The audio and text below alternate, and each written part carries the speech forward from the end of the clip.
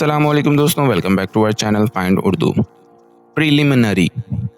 Preliminary का मतलब है इब्तिदाई, शुरुआती, पहला मरहला।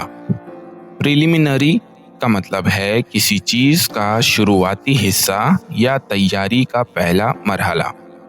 जैसे एग्ज़ाम्स में प्रीलिमिनरी टेस्ट होता है या कोई मीटिंग से पहले प्रीलिमिनरी डिस्कशन की जाती है।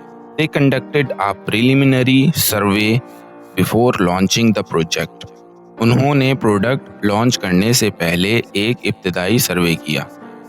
तो दोस्तों, प्रिलिमिनरी का मतलब है शुरुआती या पहला कदम जो आगे के असली काम के लिए तैयारी करता है। उम्मीद है अब आपको प्रिलिमिनरी का मतलब समझ में आ गया होगा। मिलते हैं नेक्स्ट वीडियो में। शुक्रिया।